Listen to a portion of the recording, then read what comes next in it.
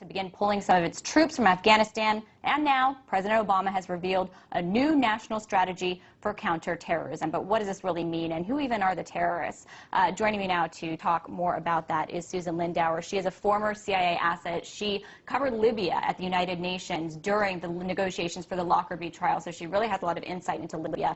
Thank you so much for being with us. Now, first of all, with this new counterterrorism strategy, I'm just curious if you have any reactions to it. What changes? I mean, Afghanistan and Pakistan are still the target, the target's still Al-Qaeda. It's all the same stuff. So do you think resources will be just redeployed from Afghanistan into other areas? I think that it is, I'm very disappointed in President Obama for thinking that the platitudes are going to address the terrorism issue. What I see us doing is creating more terrorism through our policies in Libya and Yemen. I think that our actions speak louder than words. That adage holds true on anti-terrorism.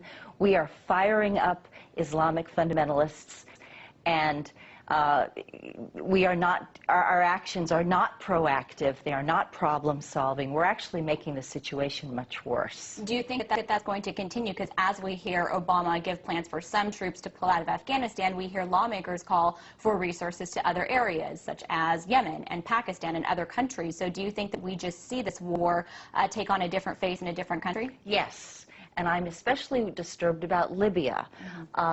The United States is pulling troops out of Afghanistan so that we can go into Libya. And what my documentation is showing, as an asset, as a former asset, I have extremely good ties and knowledge and depth of resources inside Libya today. What I'm finding is the video documentation that NATO rebels are actually the same Al-Qaeda fighters that we've been dealing with in Iraq and Afghanistan, who've now come home to Libya. And that's what I want to hear about. Because we just heard Obama today say that Gaddafi essentially is a terrorist, and the U.S. is abiding by the UN mandate to fight that. So what do you see as the reality, and what evidence do you have that it is Al-Qaeda that is, amongst these rebels? Well, first of all, I was directly involved in the 1990s operation to get terrorists out of Libya. And I can assure you that all terrorists were removed from Libya by about 1998, 1999. Since then, Gaddafi, by the way, was the first government to inform Interpol about Osama bin Laden. Gaddafi is hated by Islamist fundamentalists because he is a socialist Muslim, and he has a very different agenda that is not Sharia.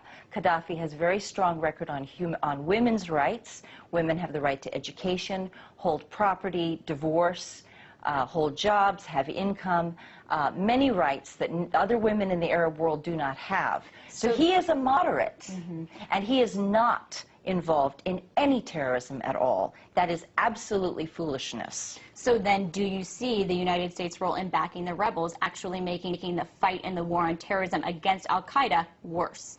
We have shifted. I'm amazed. I'm so disappointed in Obama that he is actually shifting resources to finance Al-Qaeda rebels and to provide U.S. enforcement of the Al-Qaeda presence in Libya. Now, I just wanted to tell you, I want to tell your viewers, we have video documentation that is coming from refugees fleeing the rebel strongholds, and they're bringing out video from their camera phones that they're recording just on the spot.